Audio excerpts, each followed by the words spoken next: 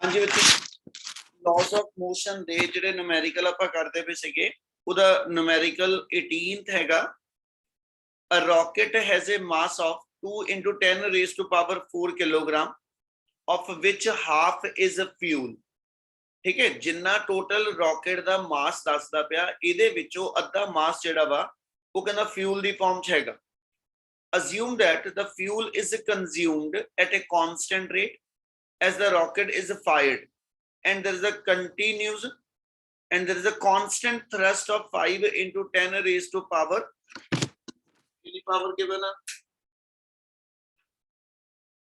5 into 10 raised to power 6 Newton ਉਹਦੇ ਤੇ ਕਹਿੰਦਾ ਜੀ constant thrust ਲੱਗਦੀ ਪਈ। neglecting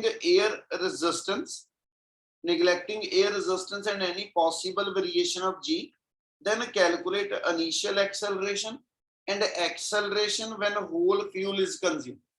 बच्चे दो चीज़ां कहियां उन्हें क्वेश्चन च, ठीक है। जिस न्यूमेरिकल ਨੂੰ ਲੈ ਕੇ चलिए उन्हें अपने क्वेश्चन ਦੇ स्टार्ट ਚ ਕਿਹਾ कि भी रॉकेट ਦੇ अंदर ਜਿਹੜਾ ਵਾ रॉकेट ਦਾ टोटल मास ਜਿਹੜਾ given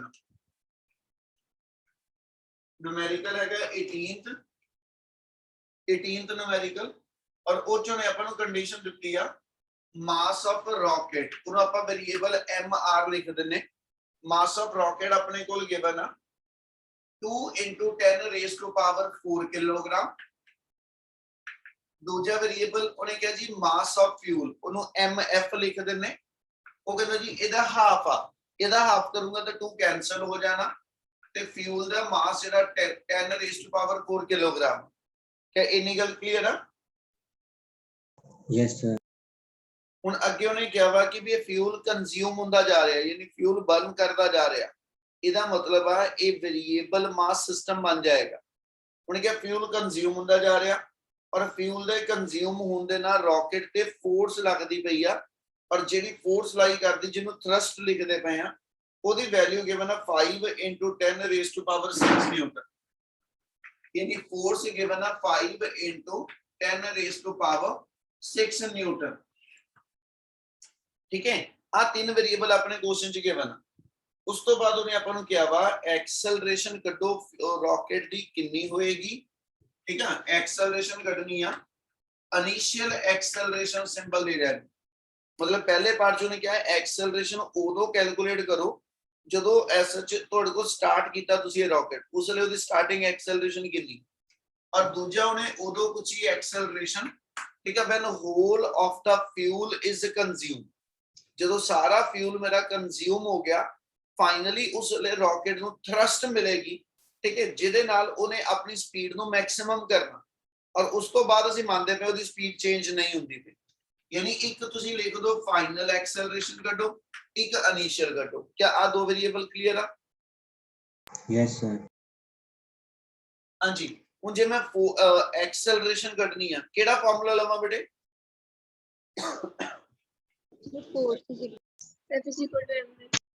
F equal to m में बिल्कुल ठीक है।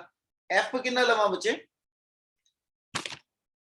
सर F कैलकुलेट करना पैना कि ले सकदे हैं? F कैलकुलेट करा तो केड़ी गल ना केड़ी सोच ना करांगा सर नेट फोर्स कैलकुलेट करके। बस बिल्कुल। नेट फोर्स दे विच केड़ी फोर्स इन्वॉल्व हुई सर? जेडी अप थ्रस्ट आ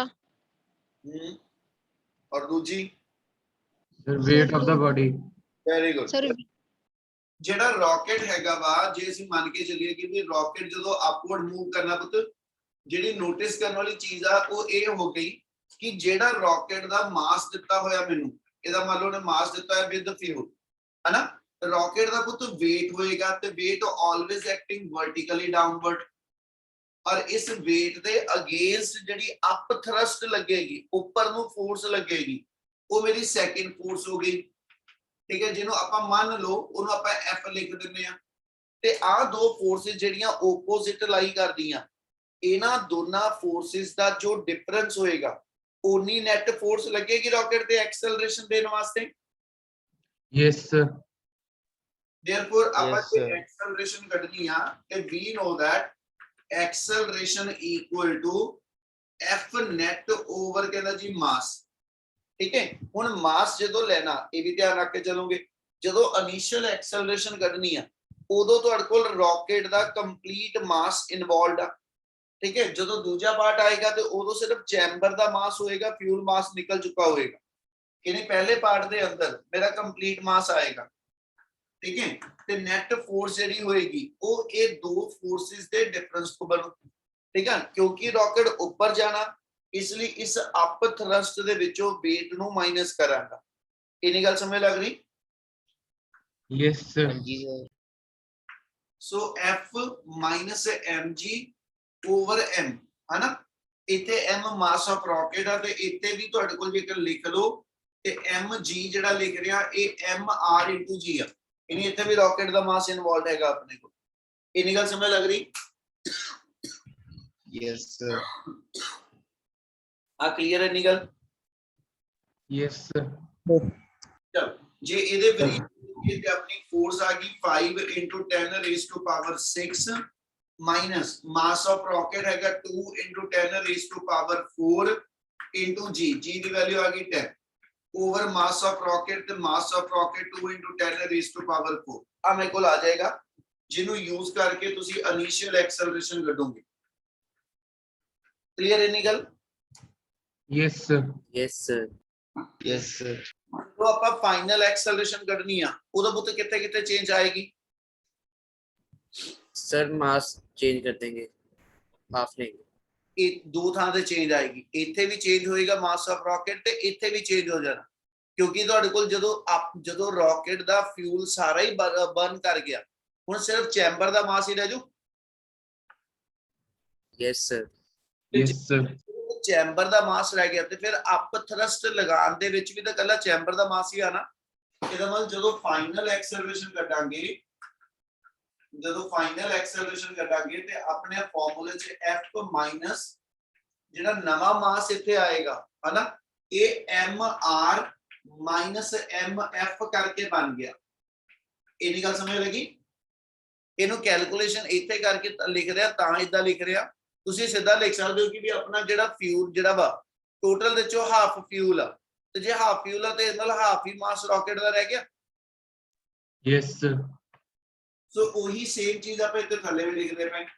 ਇਹਦਾ ਮਤਲਬ ਜੇ ਆਪਾਂ ਇਹਨੂੰ ਲਿਖ ਕੇ ਚੱਲੀਏ ਤੇ ਆਪਣੇ ਕੋਲ ਫਾਰਮੂਲਾ ਬਣ ਗਿਆ 5 * 10 raise to power 6 2 * 10 raise to power 4 ਚੋਂ 1 * 10 रेज़ टू पावर 4 माइनस ਕੀਤਾ, यानी अपना आ गया 10 raise to power 4 * 10 over 10 raise to power 4। आ सॉल्व कर दियो कि ਤੁਹਾਡੀ ਜਿਹੜੀ ਐਸਐਚ ਕਹਿੰਦਾ ਜੀ एक्सेलरेशन आएगी when whole fuel is consumed। क्या दोनों पार्ट समय लगे सारे no? yes sir, yes sir, Yes, sir. हाँ जी करिए कंटिन्यू जे ना क्लियर आ। Yes, sir. हाँ जी सर, चलो 19th न्यूमेरिकल ਆਪਾਂ ਛੱਡਿਆ ਸੀਗਾ, ठीक है। 19th न्यूमेरिकल ਜਿਹੜਾ ਉਹ ਰॉकेट ਪ੍ਰੋਪਲਸ਼ਨ ਦਾ ਉਹ ਨਹੀਂ ਕਰਾਂਗੇ। ਉਸ ਤੋਂ ਬਾਅਦ 20th न्यूमेरिकल ਹੈਗਾ body m1 of mass 10 kilogram is placed। ਇੱਕ ਵਾਰੀ ਤੁਸੀਂ ਸਟੇਟਮੈਂਟ ਪੜੋ, ਇਹਦੀ ਡਾਇਗਰਾਮ ਬਣਨੀ ਆ, ठीक है। मैं उन्हीं देर ਚ ਡਾਇਗਰਾਮ ਬਣਾ ਰਿਹਾ ਹਾਂ।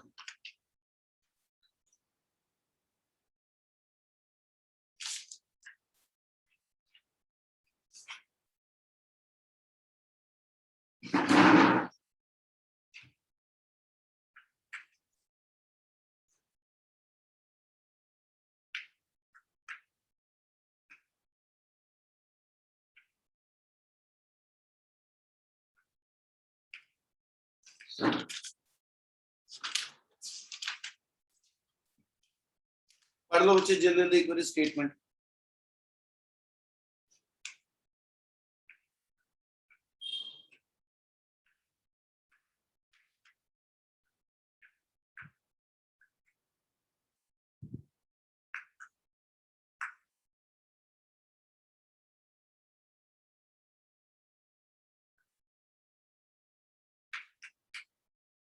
चलो करिए शुरू बच्चे।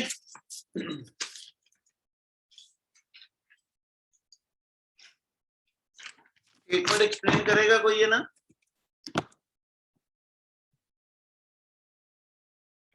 कोई नहीं आने हो। प्रथम स्टेटमेंट एक्सप्लेन कर। सर मैं अभी रीड कर रहा हूँ, 2 मिनट दे दो। करो।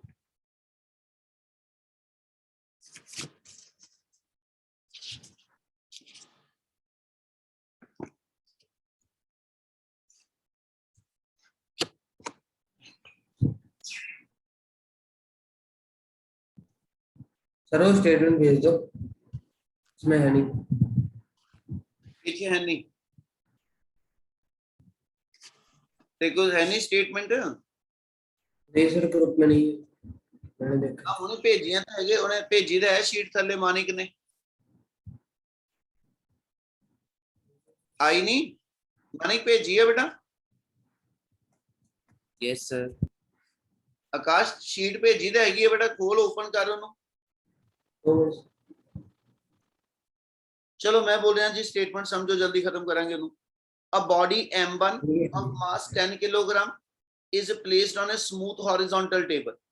एक 10 किलोग्राम ਦੀ ਬੋਡੀ ਉਹਨੇ ਡਿਫਾਈਨ ਕਰ ਦਿੱਤੀ ਕਿ ਤੁਹਾਡੇ ਕੋਲ ਟੇਬਲ ਦੇ ਉੱਤੇ ਕਹਿੰਦਾ ਜੀ ਪਈ ਆ, ਠੀਕ ਹੈ, ਜਿਹਦਾ ਮਾਸ ਉਹਨੇ ਕਿਹਾ 10 ਕਿਲੋਗ੍ਰਾਮ, ਔਰ ਸਮੂਥ ਟੇਬਲ ਆ, ਇਸ ਨਾਲ ਫ੍ਰਿਕਸ਼ਨ ਦਾ ਕੋਈ ਕਨਸੈਪਟ ਹੈ ਨਹੀਂਗਾ। ਉਹਨੇ ਆਪਣੇ ਕੁਐਸਚਨ ਜੇ ਕਿਹਾ it is connected to a string which passes over a frictionless pulley and carry another mass ਕਹਿੰਦਾ ਜੀ M2 of 5 ਕਿਲੋਗ੍ਰਾਮ, ਠੀਕ ਹੈ, ਯਾਨੀ ਇਹਨੂੰ ਐਸਾ ਜੀ ਕਿ ਸਟ੍ਰਿੰਗ ਦੇ ਨਾਲ ਇੱਕ ਪੁਲੀ ਦੇ ਥਰੂ ਪਾਸ ਕਰਦੇ ਪਏ ਆ, ਠੀਕ ਹੈ, ਔਰ ਇਹਦੇ ਦੂਜੇ ਸਾਈਡ ਤੇ ਇੱਕ ਬਲੌਕ ਅਟੈਚ ਕੀਤਾ ਜਿਹਦਾ ਮਾਸ 5 ਕਿਲੋਗ੍ਰਾਮ ਗਿਵਨ। ਉਸ ਤੋਂ ਬਾਅਦ ਉਹਨੇ ਕੁਐਸਚਨ ਕਿਹਾ what acceleration will be produced in the ਕਹਿੰਦਾ ਜੀ bodies when the nail fixed on the ਕਹਿੰਦਾ ਜੀ table is removed। ਆ ਮੰਨ ਲਓ ਜੇ ਇੱਥੇ ਆ ਪੁਲੀ ਜਿਹੜੀ ਲਗਾਈ ਆ, ਜੇ ਤਾਂ ਮੈਂ ਨੇਲ ਕੱਢ ਦਵਾਂ, ਇਹਦਾ ਕਿੱਲ ਜਿਹੜਾ ਉਹ ਕੱਢ ਦਵਾਂ, ਤੇ ਸਾਰਾ ਹੀ ਸਿਸਟਮ ਜਦੋਂ ਕੰਬਾਈਨਡ ਮੂਵ ਕਰਨਾ, ਉਹ ਕਹਿੰਦਾ ਸਿਸਟਮ ਦੀ ਐਕਸਲਰੇਸ਼ਨ ਕੱਢੋ ਉਦੋਂ ਕਿੰਨੀ, ਠੀਕ ਆ। ਇੱਕ ਪਾਰਟ, ਸੈਕਿੰਡ ਪਾਰਟ ਚੋਂ ਇਹ ਪੁੱਛਿਆ ਵਾ what will be the ਕਹਿੰਦਾ ਜੀ ਟੈਂਸ਼ਨ ਇਨ ਦਾ ਸਟ੍ਰਿੰਗ। ਆ ਸਟ੍ਰਿੰਗ ਦੇ ਅੰਦਰ ਜਿਹੜੀ ਟੈਂਸ਼ਨ ਬਿਲਟ ਅਪ ਹੋਏਗੀ, ਇਹਦੀ ਸਟ੍ਰਿੰਗ ਦੀ ਟੈਂਸ਼ਨ ਕੱਢੋ ਕਿੰਨੀ ਆ during the motion of the body. ਜਦੋਂ ਇਹ ਸਿਸਟਮ ਸਾਰਾ ਮੂਵ ਕਰਦਾ ਜਾ ਰਿਹਾ ਵਾ ਤੇ ਇਹਦੀ ਟੈਂਸ਼ਨ ਉਦੋਂ ਸਟ੍ਰਿੰਗ ਚ ਕਿੰਨੀ ਆ, ਉਹ ਕੈਲਕੂਲੇਟ ਕਰੋ। ਔਰ ਉਸ ਤੋਂ ਬਾਅਦ ਉਹਨੇ ਕਿਹਾ what when the bodies will ਕਹਿੰਦਾ ਜੀ but when the bodies stop, है ना। और ਉਹੀ ਚੀਜ਼ ਉਹਨੇ ਦੁਬਾਰਾ ਫੇਰ ਕਹੀ ਕਿ ਵੀ what when the body stop ਦਾ ਮਤਲਬ ਇਹ ਆ ਕਿ ਐਕਸਲਰੇਸ਼ਨ ਤੇ ਟੈਂਸ਼ਨ ਦੁਬਾਰਾ ਕਿੰਨੀ ਹੋਏਗੀ ਜਦੋਂ ਸਾਰਾ ਸਿਸਟਮ ਜਿਹੜਾ ਵਾ ਮੂਵ ਕਰਦਾ ਕਰਦਾ ਰੁਕ ਗਿਆ ਕਿਸੇ ਪੁਆਇੰਟ ਤੇ, ਠੀਕ ਆ।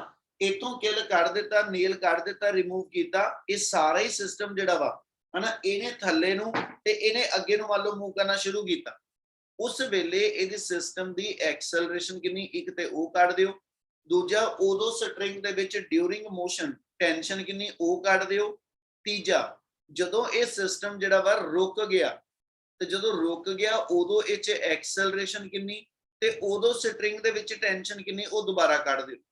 ਕਿਆ ਵੇਰੀਏਬਲ ਸਮਝ ਲੱਗੇ ਕੀ ਕੱਢਣਾ? Yes sir. ਚਲ ਹੁਣ ਜੇ ਇਹਨੂੰ ਆਪਾਂ ਐਸਐਚ ਲੈ ਕੇ ਚੱਲੀਏ ਪਹਿਲੇ ਪਾਰਟ ਵਾਸਤੇ, ਠੀਕ ਆ, ਤੇ ਪੁੱਤ ਸਭ ਤੋਂ ਪਹਿਲਾਂ ਜਿੱਥੇ ਤੁਹਾਡੇ ਕੋਲ ਕਨੈਕਟਡ ਮੋਸ਼ਨ ਦਿਖ ਜਾਵੇ, ਮੈਂ ਇਹ ਕਿਹਾ ਸੀਗਾ ਉੱਤੇ ਫ੍ਰੀ ਬੋਡੀ ਡਾਇਗਰਾਮ ਬਣਾਓ। ਫ੍ਰੀ ਬੋਡੀ ਡਾਇਗਰਾਮ ਦਾ ਮਤਲਬ ਇਹ ਸੀਗਾ ਕਿ ਇੰਡੀਵਿਜੂਅਲ ਬਲੌਕਸ ਤੇ ਜਿੰਨੀਆਂ ਫੋਰਸਿਸ ਨੇ ਉਹ ਸ਼ੋ ਆਫ ਕਰ। ਜਿਵੇਂ ਆ ਬਲੌਕ ਤੇ ਲਵਾਂ, ਜੇ ਆ ਹੌਰੀਜ਼ੌਂਟਲ ਬਲੌਕ ਤੇ ਲਵਾਂ ਤੇ ਇਹਦੇ ਉੱਤੇ ਇਸ ਵੇਲੇ ਜਿਹੜੀਆਂ ਫੋਰਸਿਸ ਨੇ, ਠੀਕ ਹੈ ਜੀ, ਉਹਦੀ ਇੱਕ ਇਕੁਏਸ਼ਨ ਆਫ ਮੋਸ਼ਨ ਲਿਖਾਂਗੇ। ਆ ਜਿਹੜਾ ਮੇਰੇ ਕੋਲ ਬਲੌਕ ਹੋਏਗਾ ਸੈਕਿੰਡ, ਠੀਕ ਹੈ, ਇਹਦੇ ਤੇ ਜਿਹੜੀਆਂ ਫੋਰਸਿਸ ਨੇ ਉਹਦੀ ਇਕੁਏਸ਼ਨ ਲਿਖ ਦਿਓ। ਜੇ ਇਹ ਸਾਰਾ ਸਿਸਟਮ ਐਕਸਲਰੇਟ ਕਰ ਰਿਹਾ ਵਾ, ਜੇ ਸਾਰਾ ਸਿਸਟਮ ਐਕਸਲਰੇਟ ਕਰ ਰਿਹਾ, ਇਹਦੇ ਵੱਲ ਆ ਬਲੌਕ ਫਾਰਵਰਡ ਡਾਇਰੈਕਸ਼ਨ ਚ ਤੇ ਆ ਬਲੌਕ ਮੇਰੇ ਕੋਲ ਡਾਊਨਵਰਡ, ਆਪਾਂ ਇਹਦੀ ਐਕਸਲਰੇਸ਼ਨ a ਮੰਨ ਲਈ। ਇਨੀ ਗੱਲ ਕਲੀਅਰ ਆ? Yes sir. ਹੁਣ ਇੰਡੀਵਿਜੂਅਲ ਬਲੌਕਸ ਵਾਸਤੇ ਤੁਸੀਂ ਇਕੁਏਸ਼ਨਾਂ ਲਿਖ ਦਿਓ ਬੇਟਾ। ਜੇ ਮੈਂ ਇਸ ਵੇਲੇ ਦੇਖਾਂ ਕੌਣ ਕਿੰਨਾ ਬੈਲੈਂਸ ਆ, ਤੇ ਆਹ ਟੇਬਲ ਤੇ ਜਿਹੜਾ ਬਲੌਕ ਪਿਆ ਵਾ ਨਾ ਤੇ ਹਵਾ ਚ ਉੱਪਰ ਨੂੰ ਉੱਡਦਾ ਪਿਆ ਤੇ ਨਾ ਅੰਦਰ ਨੂੰ ਵੜਦਾ ਪਿਆ, ਯਾਨੀ ਇਹਦੀ ਰਿਐਕਸ਼ਨਲ ਫੋਰਸ ਇਹਦੇ weight ਨਾਲ ਬੈਲੈਂਸ ਹੋਏਗੀ। Yes yes sir. Sir. Yes ਯਾਨੀ ਆਪਾਂ ਜੇ ਇਸ ਵੇਲੇ ਚੱਲੀਏ ਤੇ ਹੇਅਰ ਆਪਣੇ ਕੋਲ R1 ਜਿਹੜਾ ਵਾ ਉਹ M1G ਨਾਲ ਬੈਲੈਂਸ ਆ। ਦੂਜੇ ਪਾਸੇ ਜੇ ਇਹ ਸਿਸਟਮ ਅੱਗੇ ਨੂੰ ਜਾਂਦਾ ਪਿਆ ਐਕਸਲਰੇਟ ਕਰਕੇ, ਹਨਾ, ਔਰ ਬੈਕਵਰਡ ਫ੍ਰਿਕਸ਼ਨਲ ਫੋਰਸ ਕੋਈ ਨਹੀਂ ਹੈਗੀ, ਤੇ ਇਸ ਬਲੌਕ ਨੂੰ ਆ ਟੈਂਸ਼ਨ ਜਿਹੜੀ ਫੋਰਸ ਫਾਰਵਰਡ ਲੱਗਦੀ ਪਈ ਆ ਇਹ ਅੱਗੇ ਨੂੰ ਲੈ ਕੇ ਜਾਏਗੀ। yes sir, yes sir, यानी जे मैं इक्वेशन लिखनी होवे ते t इक्वल टू m1a आ जाओ। yes sir, yes sir, ਹੁਣ ਇਹਦੇ ਦੂਜੇ ਬਲੌਕ ਤੇ ਆ ਜਾਓ। ਦੂਜੇ ਬਲੌਕ ਤੇ ਇਕੁਏਸ਼ਨ ਲਿਖਾਂ, ਇਹ ਸਿਸਟਮ ਥੱਲੇ ਨੂੰ ਜਾਂਦਾ ਪਿਆ, ਜੇ ਥੱਲੇ ਨੂੰ ਜਾ ਰਿਹਾ ਤੇ ਫਿਰ ਆ ਡਾਊਨਵਰਡ ਫੋਰਸ ਇਸ ਅਪਵਰਡ ਫੋਰਸ ਤੋਂ ਗ੍ਰੇਟਰ ਹੋਏਗੀ ਤੇ m2g ਦੇ ਵਿੱਚੋਂ ਜੇ ਆਪਾਂ ਇੱਥੇ ਲਿਖ ਦਈਏ m2g ਦੇ ਵਿੱਚੋਂ ਤੁਸੀਂ t ਨੂੰ ਮਾਈਨਸ ਕਰਕੇ ਇਕੁਏਸ਼ਨ m2a ਲਿਖ ਲਓਗੇ। क्या आ इक्वेशन क्लियर है? yes sir, हाँ जी yes sir, ਹੁਣ ਪੁੱਤ ਆ ਆਪਣੇ ਕੋਲ ਰਿਲੇਸ਼ਨ ਬਣਿਆ, ਇਹਦੇ ਥਰੂ ਤੁਸੀਂ t ਤੇ ਜਿਹੜਾ ਆਪਾਂ a ਲੱਭਣਾ, ਯਾਨੀ ਦੋ ਅਨਨੋਨ ਵੇਰੀਏਬਲ ਆ, ਹਨਾ। ਹੁਣ ਜਿਵੇਂ ਆ t ਦੀ ਜਿੰਨੀ ਵੈਲਿਊ ਆ ਉਹ ਇੱਥੇ ਪੁੱਟ ਅਪ ਕਰ ਲਵਾਂ, ਠੀਕ ਹੈ ਜੀ, ਕਿਉਂਕਿ t ਇੱਥੋਂ ਜੇ ਕੱਢਣਾ ਵਾ ਤੇ a ਚਾਹੀਦਾ, a ਆਪਣੇ ਕੋਲ ਹੈ ਨਹੀਂ ਹਜੇ, ਠੀਕ ਹੈ, ਪਰ t ਦੀ ਵੈਲਿਊ ਜੇ ਮੈਂ ਇੱਥੇ ਪੁੱਟ ਅਪ ਕਰ ਲਵਾਂ ਤੇ ਆ ਪੂਰੀ ਇਕੁਏਸ਼ਨ ਦੀ ਹੈਲਪ ਨਾਲ ਤੁਸੀਂ a ਲੱਭ ਲਓਗੇ। ਇਹਦਾ ਮਤਲਬ ਆਪਣੇ ਕੋਲ ਕੀ ਆ ਗਿਆ, m2g माइनस t ਦੀ ਥਾਂ ਤੇ ਆ ਗਿਆ m1a ਇਕੁਅਲ ਟੂ m2a। ਇਹਦੇ ਵਿੱਚੋਂ SH ਨੂੰ ਸੋਲਵ ਕਰ ਲਓ, m2g equal to m1 plus m2 into a ਆ ਜਾਊ। therefore ਐਕਸਲਰੇਸ਼ਨ ਦੀ ਵੈਲਿਊ ਆ ਗਈ m2g over m1 plus m2। ਇੰਨੀ ਗੱਲ ਸਮਝ ਲੱਗੀ? yes sir, yes sir, yes sir, ਆਪਣੇ ਕੁਐਸਚਨ ਦੇ ਅੰਦਰ m1 ਜਿਹੜਾ ਉਹ 10 ਕਿਲੋਗ੍ਰਾਮ ਗਿਵਨ ਆ, m2 ਜਿਹੜਾ ਵਾ ਉਹ ਆਪਣੇ ਕੋਲ 5 ਕਿਲੋਗ੍ਰਾਮ ਹੈਗਾ, ਠੀਕ ਆ। ਯਾਨੀ m1 m2 ਦੋਨੋਂ ਵੇਰੀਏਬਲ ਹੈਗੇ, ਇੱਥੇ ਪੁੱਟ ਅਪ ਕਰ ਲੂੰਗਾ ਤੇ ਐਕਸਲਰੇਸ਼ਨ ਨਿਕਲ ਆਏਗੀ। yes sir yes sir, yes sir, और सेकंड वेरिएबल टेंशन कटना, m t equal to m1 a ਦੇ ਹਿਸਾਬ ਨਾਲ ਜੇ a ਨਿਕਲ ਚੁੱਕਾ ਤੇ t ਵੀ ਆ ਜਾਏਗਾ। ਮੈਂ ਸਿਰਫ ਫਾਰਮੂਲੇ ਵਾਈਜ਼ ਲਿਖ ਰਿਹਾ, ਤੁਸੀਂ ਇਹ ਚ ਵੈਲਿਊ ਪੁੱਟ ਅਪ ਕਰਕੇ ਉਹਨੂੰ ਯੂਜ਼ ਕਰ ਲਓਗੇ। Also t equal to m1 into a ਤੇ a ਦੀ ਥਾਂ ਤੇ ਵੈਲਿਊ ਭਰ ਦੋ m2g over m1 plus m2। ਇਹਦੀ ਹੈਲਪ ਨਾਲ ਮੇਰੇ ਕੋਲ ਟੈਨਸ਼ਨ ਆ ਜੂ। ਇਹ ਪਹਿਲੇ ਦੋ ਪਾਰਟ ਹੋ ਗਏ, ਤੀਜਾ ਪਾਰਟ ਤੇ ਚੌਥਾ ਪਾਰਟ ਉਹਨਾਂ ਨੇ ਕੀ ਕਿਹਾ, ਉਹ ਕਹਿੰਦਾ ਜੀ ਜਦੋਂ ਇਹ ਸਾਰਾ ਕੁਝ ਉਦੋਂ ਆਇਆ ਜਦੋਂ ਸਿਸਟਮ ਮੋਸ਼ਨ 'ਚ ਸੀਗਾ। ਉਹਨਾਂ ਨੇ ਤੀਜੇ ਪਾਰਟ 'ਚ ਆਪਾਂ ਨੇ ਪੁੱਛਿਆ ਫਿਰ ਦੁਬਾਰਾ ਐਕਸਲਰੇਸ਼ਨ ਦੱਸੋ ਕਿੰਨੀ ਹੋਏਗੀ ਤੇ ਟੈਂਸ਼ਨ ਵੀ ਦੱਸੋ ਕਿੰਨੀ ਹੋਏਗੀ ਜਦੋਂ ਸਿਸਟਮ ਮੂਵ ਕਰਨਾ ਬੰਦ ਹੋ ਗਿਆ। ਤੇ ਪੁੱਤ ਜਦੋਂ ਸਿਸਟਮ ਮੂਵ ਕਰਨਾ ਬੰਦ ਹੋ ਗਿਆ ਇਹ 'ਚ ਐਕਸਲਰੇਸ਼ਨ ਕਿੰਨੀ ਉਦੋਂ zero, ਜ਼ੀਰੋ ਆ ਜਾਏਗੀ, ਠੀਕ ਆ। ਇਹਦਾ ਮਤਲਬ ਆਪਾਂ ਜੇ ਅਗਲੇ ਪਾਰਟ 'ਚ ਚਲੀਏ, ਬੀ ਪਾਰਟ ਲਿਖਦੇ ਨੇ ਉਹਨੂੰ, ਕਹਿੰਦਾ ਜੀ when system comes to rest, when system come to rest then acceleration zero ਆ ਗਈ। ਇੱਕ ਪਾਰਟ ਹੋ ਗਿਆ। ਹੁਣ ਦੂਜਾ ਪਾਰਟ ਕੱਢੋ, ਉਹ ਕਹਿੰਦਾ ਜੀ ਉਦੋਂ ਮੇਰੇ ਕੋਲ ਸਟ੍ਰਿੰਗ 'ਚ ਟੈਂਸ਼ਨ ਕਿੰਨੀ ਹੋਏਗੀ ਤੇ ਜੇ ਮੈਂ SH 'ਚ ਟੈਂਸ਼ਨ ਕੱਢਣੀ ਆ, ਤੁਸੀਂ SH ਇੱਥੇ ਆ ਜਾਓ, ਜਿਹੜਾ ਮੇਰੇ ਕੋਲ ਬਲੌਕ ਹੈਂਗ ਕਰਦਾ ਪਿਆ, ਜਿਹੜੀ ਬਾਡੀ ਹੈਂਗ ਕੀਤੀ ਹੋਈ ਆ, ਇਹਦੇ ਉੱਪਰ ਕਿਹੜੀ ਕਿਹੜੀ ਫੋਰਸ ਆ, ਆਪਣੇ ਕੋਲ ਡਾਊਨਵਰਡ m2g ਆ, ਠੀਕ ਹੈ ਜੀ, ਸਟ੍ਰਿੰਗ ਦੇ ਵਿੱਚ ਉਦੋਂ ਟੈਂਸ਼ਨ ਆ, ਠੀਕ ਆ। ਤੇ ਆਪਾਂ ਕਿਹਾ ਜੋ ਇਹਨਾਂ ਦੋਨਾਂ ਦਾ ਡਿਫਰੈਂਸ ਹੋਏਗਾ ਉਹ ਇਹਨੂੰ ਐਕਸਲਰੇਟ ਕਰਾ ਰਿਹਾ, ਪਰ ਹੁਣ ਐਕਸਲਰੇਸ਼ਨ ਕਿੰਨੀ ਰਹਿ ਗਈ, zero, equal to gravity zero. ਤੇ ਜੇ a ਜ਼ੀਰੋ ਹੋ ਗਿਆ ਤੇ m2g ਤੇ t ਇਹ ਆਪਸ ਕੀ ਹੋਊਗੇ ਉਦੋਂ equal, equal, सर ग्रेविटी के बराबर नहीं आएगी एक्सेलरेशन फिर? ਨਹੀਂ ਪੁੱਤ, ਐਕਸ ਬੱਚੇ ਐਕਸਲਰੇਸ਼ਨ ਗ੍ਰੈਵਿਟੀ ਦੇ ਜਦੋਂ ਬਰਾਬਰ ਹੋਏਗੀ ਉਦੋਂ ਬਾਡੀ ਰੈਸਟ ਵਿੱਚ ਹੁੰਦੀ ਕਿ ਮੂਵ ਕਰਦੀ ਆ। सर मूव ਤੇ ਆਪਾਂ ਨੂੰ ਉਹਨੇ ਕੁਐਸਚਨ ਜੇ ਕਿਹਾ ਕਿ ਸਿਸਟਮ ਤੁਹਾਡਾ ਜਦੋਂ ਰੈਸਟ ਵਿੱਚ ਆ ਗਿਆ ਉਦੋਂ ਦੱਸੋ ਜੀ, ਕਹਿੰਦਾ ਜੀ ਮੇਰੇ ਕੋਲ ਟੈਂਸ਼ਨ ਕਿੰਨੀ ਆ, ਤੇ ਉਦੋਂ ਐਕਸਲਰੇਸ਼ਨ ਗ੍ਰੈਵਿਟੀ ਦੇ ਬਰਾਬਰ ਥੋੜਾ, ਗ੍ਰੈਵਿਟੀ ਦੇ ਬਰਾਬਰ ਹੋਈ ਤਾਂ ਇਸ ਮਤਲਬ ਇਹ ਚੀਜ਼ ਲਗਾਤਾਰ ਫਾਲ ਕਰਦੀ ਹੋਏਗੀ, ਪਰ ਜੇ ਰੈਸਟ ਵਿੱਚ ਆ ਚੁੱਕੀ ਆ ਫਿਰ ਐਕਸਲਰੇਸ਼ਨ ਜੀ ਥੋੜਾ ਰਹਿ ਗਈ, ਐਕਸਲਰੇਸ਼ਨ ਤਾਂ ਜ਼ੀਰੋ ਹੋ ਗਈ।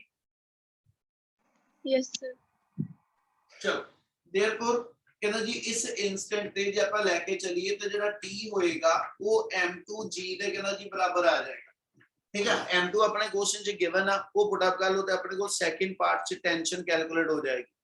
ਕਲੀਅਰ ਇੰਨੀ ਗੱਲ? yes sir, yes sir, yes sir, next numerical ਦੇਖੋ, ਇਹ ਆਪਣੇ ਕੋਲ 20th ਸੀਗਾ, 21st ਦੀ ਸਟੇਟਮੈਂਟ ਪੜੋ, ਠੀਕ ਹੈ। ਮੈਂ ਉਹਦੇ 'ਚ ਉਹਦੀ ਫਿਗਰ ਬਣਾਉਣਾ,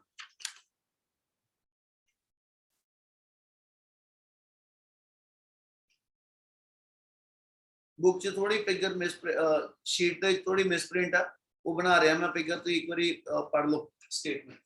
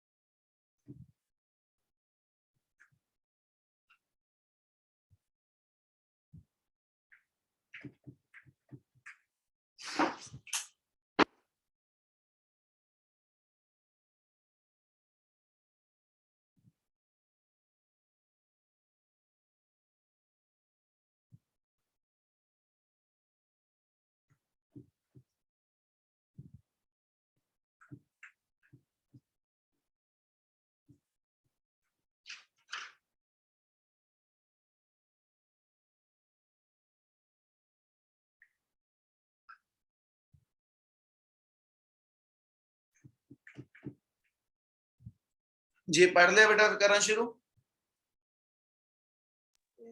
Yes. Yes, sir.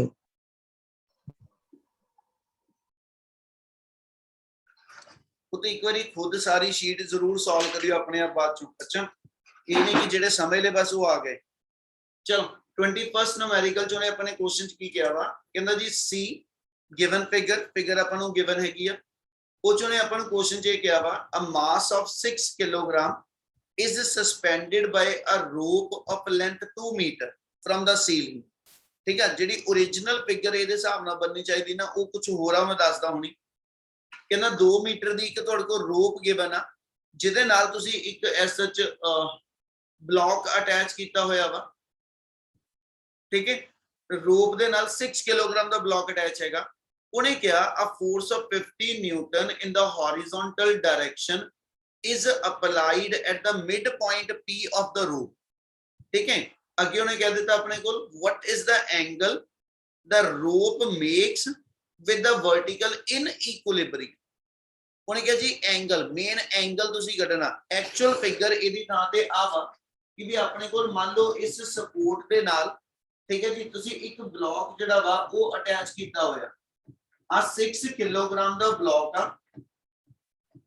6 ਕਿਲੋਗ੍ਰਾਮ ਦਾ ਬਲੌਕ ਆ, ਤੇ ਜਿਹੜੀ ਵਾਇਰ ਦੀ ਟੋਟਲ ਲੈਂਥ ਵਾ ਉਹ ਮੇਰੇ ਕੋਲ 2 ਮੀਟਰ ਗਿਵਨ, ਤੇ ਆ ਪੁੱਤੇ ਇਹਦਾ ਮਿਡ ਪੁਆਇੰਟ ਆ 1 ਮੀਟਰ ਦੇ ਉੱਤੇ। ਠੀਕ ਹੈ, ਤੇ ਮੈਂ ਇਹਦੇ ਮਿਡ ਪੁਆਇੰਟ ਤੋਂ ਫੋਰਸ ਲਗਾ ਕੇ 50 ਨਿਊਟਨ ਦੀ ਇਹਨੂੰ ਇਸ ਸਾਈਡ ਨੂੰ ਡਿਸਪਲੇਸ ਕਰਤਾ। ਜਦੋਂ ਮੈਂ ਐਸਐਚ ਇਹਦੇ ਤੇ ਫੋਰਸ ਲਗਾਈ, ਜਦੋਂ ਮੈਂ ਇਹਦੇ ਤੇ ਫੋਰਸ ਲਗਾਈ ਇਸ ਪੁਆਇੰਟ ਤੇ, ਉਹ ਕਹਿੰਦਾ ਜੀ ਉਸ ਤੋਂ ਬਾਅਦ ਜਿਹੜੀ ਸਟ੍ਰਿੰਗ ਸੀਗੀ ਨਾ, आ पॉइंट तो जो मैं एसएच फोर्स लगाई, थल्ले फोर्स लगावा ते पूरा सिस्टम इदा जाना सी, पर उन्हें मिड पॉइंट ते फोर्स जो लगाई ते एदी थां ते स्ट्रिंग मेरी कुछ इस वे ना बेंड हो जू। Yes, sir. Yes, sir. कोई सारे नु गल समझ लगदी पई? Yes, sir. Yes, sir. चलो Yeah. ਉਹਨੇ ਆਪਾਂ ਨੂੰ ਪੁੱਛਿਆ ਇਹ ਹੈਗਾ ਕਿ ਵੀ ਇਸ ਸਿਚੁਏਸ਼ਨ 'ਚ ਜਾ ਕੇ, ਠੀਕ ਹੈ, ਜਦੋਂ ਤੁਹਾਡੇ ਕੋਲ ਐਸਐਚ ਆ ਵਰਟੀਕਲ ਲਾਈਨ ਦੇ ਨਾਲ, ਆ ਵਰਟੀਕਲ ਲਾਈਨ ਦੇ ਨਾਲ ਇੱਥੇ ਐਂਗਲ ਮੇਰੇ ਕੋਲ ਕਿੰਨਾ ਬਣਦਾ ਪਿਆ, ਯਾਨੀ ਇਸ ਵੇਲੇ ਇਸ ਪੋਜੀਸ਼ਨ ਤੇ, ਇਸ ਪੀ ਪੁਆਇੰਟ ਤੇ ਤੁਹਾਡਾ ਸਿਸਟਮ ਜਿਹੜਾ ਉਹ ਇਕੁਇਲਿਬਰੀਅਮ 'ਚ। ਤੇ ਪੁੱਤ ਜਦੋਂ ਨੇ ਕਿਹਾ ਕਿ ਇਹ ਇਕੁਇਲਿਬਰੀਅਮ 'ਚ ਆਇਆ, ਇਸ ਵੇਲੇ ਇਹਨੇ ਐਸਐਚ ਆਪਣੀ ਵਰਟੀਕਲ ਲਾਈਨ ਦੇ ਨਾਲ ਕਿੰਨਾ ਐਂਗਲ ਬਣਾਇਆ ਹੋਇਆ, ਆ ਐਂਗਲ ਕੱਢਣਾ। क्या फिगर इन्नी समय लगी पहलो? Yes, Yes, sir. sir. Yes, Yes, sir. sir. ਜਦੋਂ ਇਸ ਚੀਜ਼ ਨੂੰ ਇਸ ਫਾਰਮ ਚ ਕਨਵਰਟ ਕਰ ਲਿਆ, ਤਾਂ ਜਿਹੜੀਆਂ ਡਿਫਰੈਂਟ ਫੋਰਸਸ ਇਸ ਵੇਲੇ ਬਾਡੀ ਤੇ ਲੱਗ ਰਹੀਆਂ, ਉਹਨੇ ਇੱਕ ਵਰਡ ਯੂਜ਼ ਕੀਤਾ ਇਕੁਇਲਿਬਰੀਅਮ। ਇਹਦਾ ਮਤਲਬ ਆ ਇਸ ਵੇਲੇ ਇਸ ਥਾਂ ਤੇ ਸਿਸਟਮ ਤੇ ਨੈਟ ਫੋਰਸ ਕਿੰਨੀ ਹੋਊਗੀ? Zero. Zero. ਕਿਉਂਕਿ ਇਕੁਇਲਿਬਰੀਅਮ ਆ, ਇਕੁਇਲਿਬਰੀਅਮ ਦਾ ਆਪਣੇ ਆਪ ਚ ਹੀ ਮਤਲਬ ਇਹ ਸੀਗਾ ਕਿ ਜਦੋਂ ਸਿਸਟਮ ਦੀ ਨੈਟ ਫੋਰਸ ਜ਼ੀਰੋ ਹੋ ਜੇ।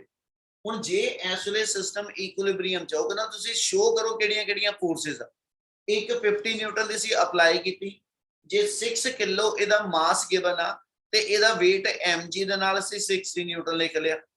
ਆ ਸਟ੍ਰਿੰਗ ਤੇ ਆ ਸਟ੍ਰਿੰਗ, ਠੀਕ ਹੈ, ਮੇਰੇ ਕੋਲ ਦੋ ਡਿਫਰੈਂਟ ਪੋਰਸ਼ਨ ਬਣ ਗਏ, ਜਿਹਦੇ ਕਰਕੇ ਸਟ੍ਰਿੰਗ ਦੇ ਦੋਨਾਂ ਪੋਰਸ਼ਨ ਦੇ ਵਿੱਚ ਟੈਂਸ਼ਨ ਮੇਰੇ ਕੋਲ ਡਿਫਰੈਂਟ ਆ ਗਈ। ਇੰਨੀ ਗੱਲ ਕਲੀਅਰ ਆ? Yes, sir. Yes, sir. ਹੁਣ ਇੱਥੇ ਜੇ ਚੱਲੀਏ ਇਸ ਸਿਸਟਮ ਦੇ ਅੰਦਰ ਕੌਣ ਕਿਹਨਾਂ ਬੈਲੈਂਸ ਹੈ, ਜੇ ਮੈਂ ਆਹ ਬਲੌਕ ਵਾਸਤੇ ਸੋਚਾਂ, ਜੇ ਮੈਂ ਆਹ ਵਾਲੇ ਬਲੌਕ ਵਾਸਤੇ ਸੋਚਾਂ, ਇੱਥੇ ਕਿਹੜੀ ਕਿਹੜੀ ਫੋਰਸ ਲਾਈ ਕਰੂੰ? T2 and mg. ਬਿਲਕੁਲ, ਇੱਕ T2 ਤੇ ਇੱਕ mg। ਔਰ ਦੂਜੀ ਗੱਲ, ਇਹ ਸਿਸਟਮ ਸਾਰਾ ਇਸ ਵੇਲੇ ਰੈਸਟ ਵਿੱਚ ਵਾ, ਤੇ ਇਹਦਾ ਮਤਲਬ ਹੋ ਗਿਆ ਕਿ ਇਹਦੇ ਅੰਦਰ ਕਿਸੇ ਵੀ ਤਰ੍ਹਾਂ ਦੀ ਕੋਈ ਐਕਸਲਰੇਸ਼ਨ ਨਹੀਂ ਹੈਗੀ, ਯਾਨੀ ਜਿਹੜੀ ਆਪਾਂ ਇੱਥੇ ਡਾਊਨਵਰਡ ਐਕਸਲਰੇਸ਼ਨ ਕੋਈ ਮੰਨਣੀ ਆ, ਐਕਸਲਰੇਸ਼ਨ ਕੋਈ ਨਹੀਂ ਹੈਗੀ। ਤੇ ਜੇ ਐਕਸਲਰੇਸ਼ਨ ਨਹੀਂ ਹੈਗੀ ਤੇ ਕੌਣ ਕਿੰਨਾ ਬੈਲੈਂਸ ਆ?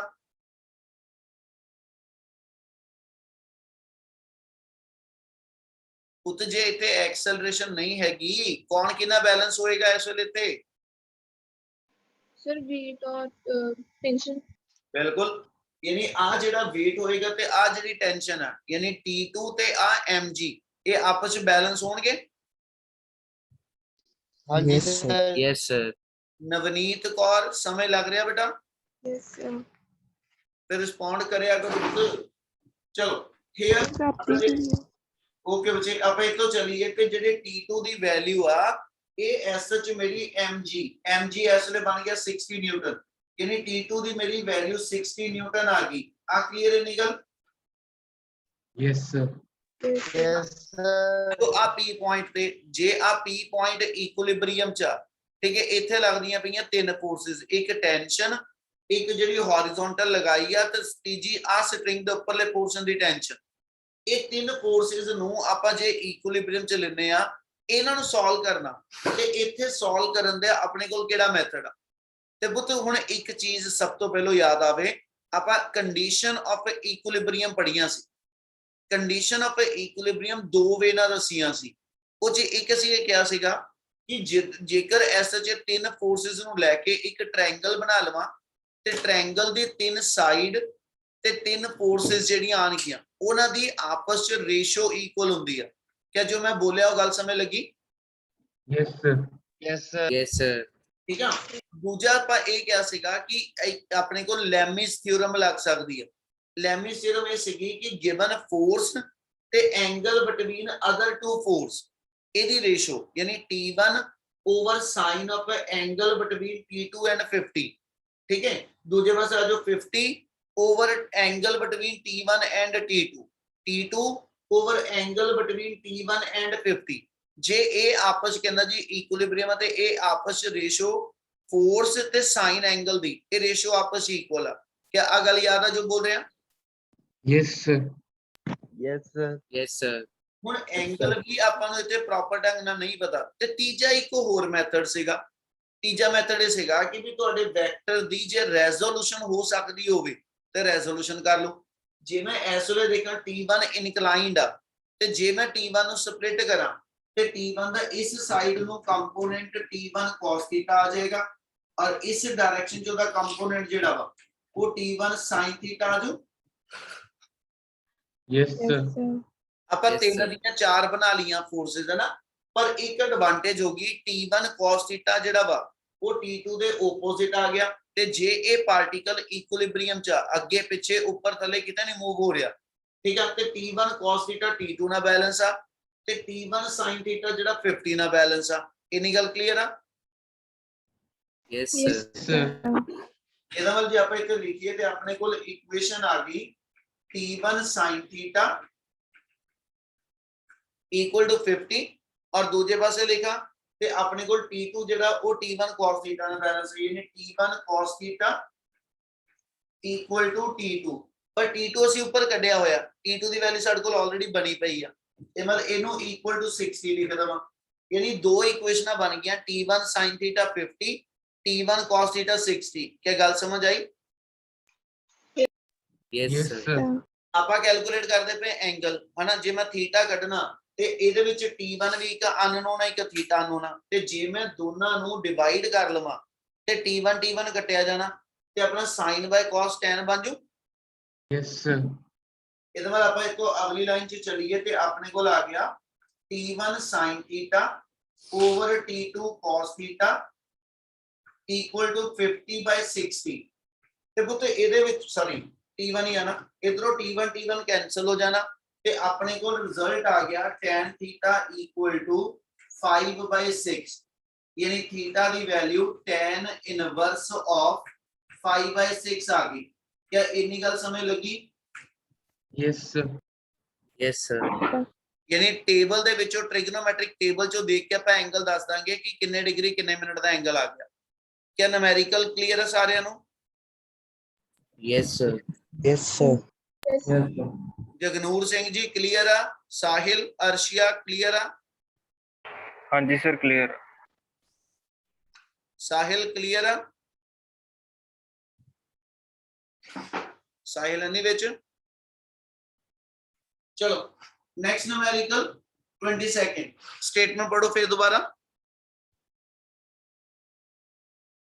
फिर फिगर ही गिवन होगी। ठीक है जी, मैं फिगर प्लॉट कर रहा तो तुसी जल्दी जल्दी स्टेटमेंट पढ़ लो बेटा 20 सेकंड। ये बारे न्यूमेरिकल थोड़े आराम नहीं करांगे पुत्र, थोड़े टफ है इसलिए आराम ना करते चलो। 20 सेकंड दी स्टेटमेंट पढ़ो जी।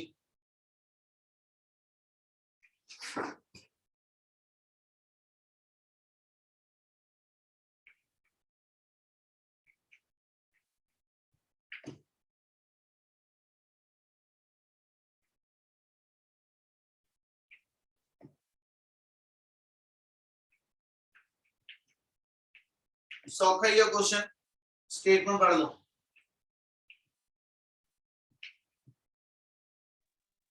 पढ़ ली सर।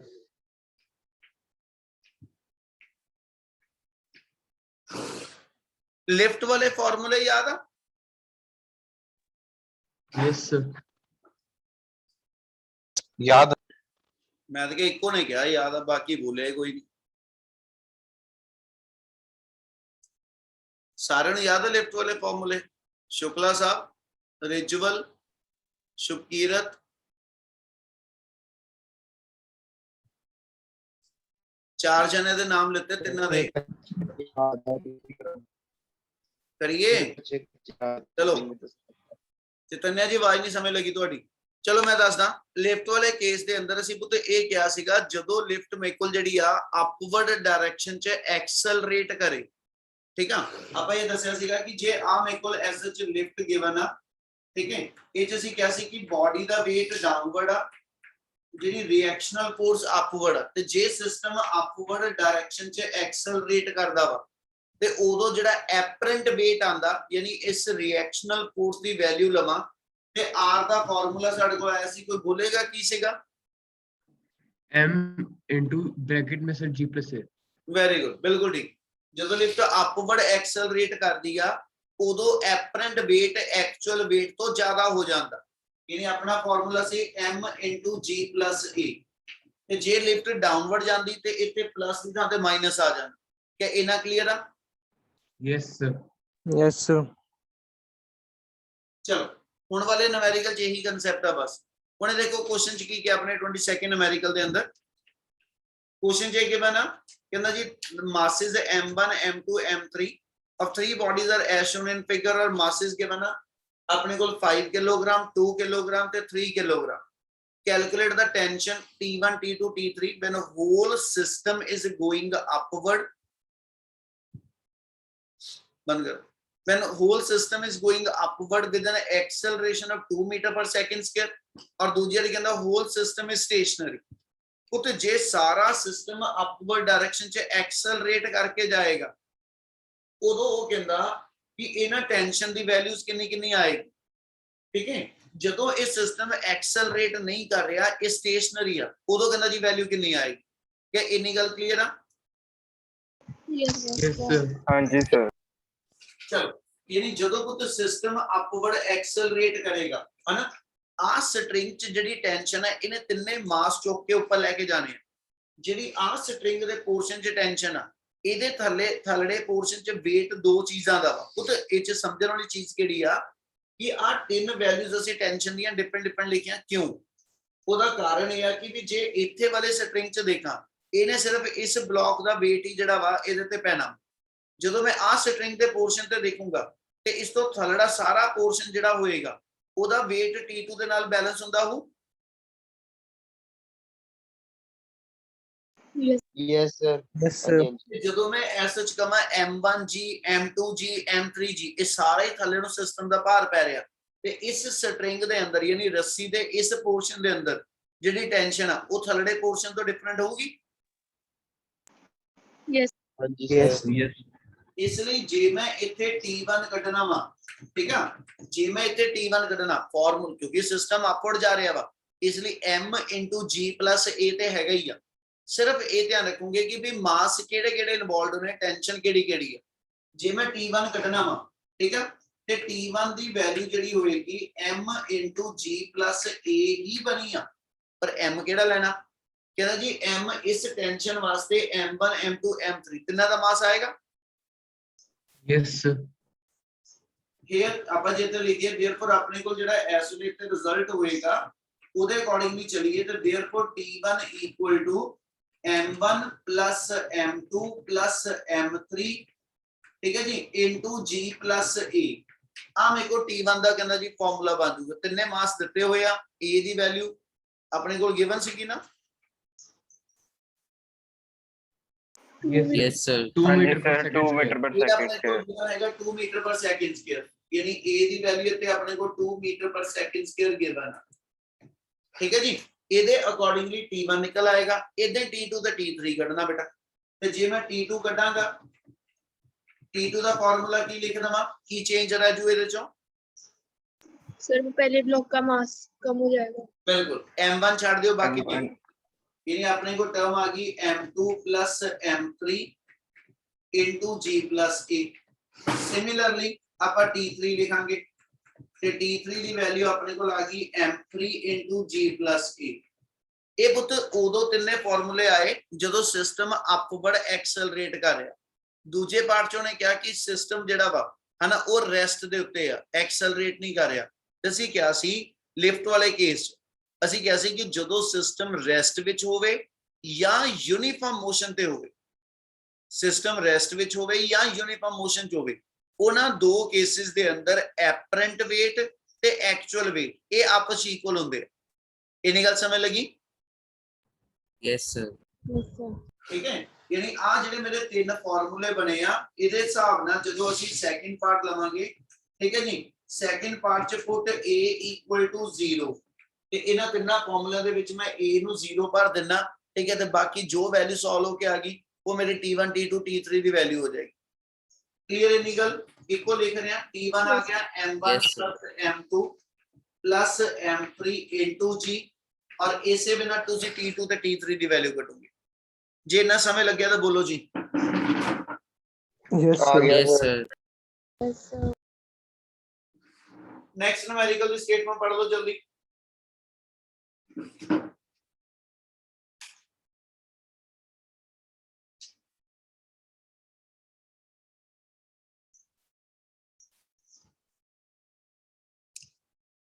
नेक्स्ट न्यूमेरिकल ਦੀ स्टेटमेंट देखो तो ਤੁਸੀਂ एक्सप्लेन करनी है।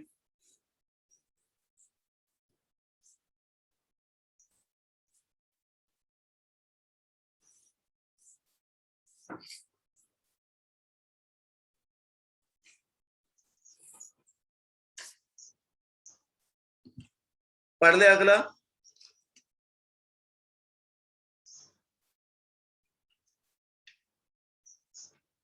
कोई नहीं पढ़ लिया कि नहीं?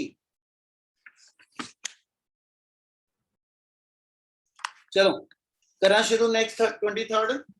हाँ जी सर। Yes, sir. चलो मुड़ के टाइम ज्यादा हो जाना, फिर आप शुरू करिए स्टेटमेंट एक बारी, ठीक है। ਉਹਦੀ ਫਿਗਰ ਕੀ ਬਣਾ, ਫਿਗਰ ਪਹਿਲਾਂ ਬਣਾ ਰਿਆ, ਫਿਰ ਬਾਅਦ ਚ ਉਹਨੂੰ ਸ਼ੁਰੂ ਕਰਦੇ ਆਪਾਂ।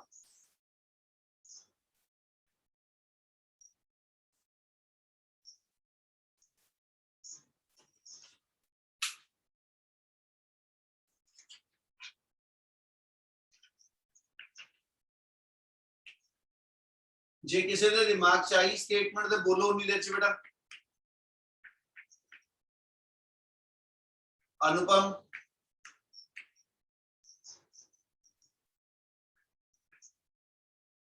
अनुपम हैगा? Yes, sir. ते बोलदा नहीं, मैं लगता टाइम हो रहा नहीं। नहीं सर, बीच बीच में थोड़ा प्रॉब्लम आ रहा। अच्छा चल बोल, की स्टेटमेंट के बना?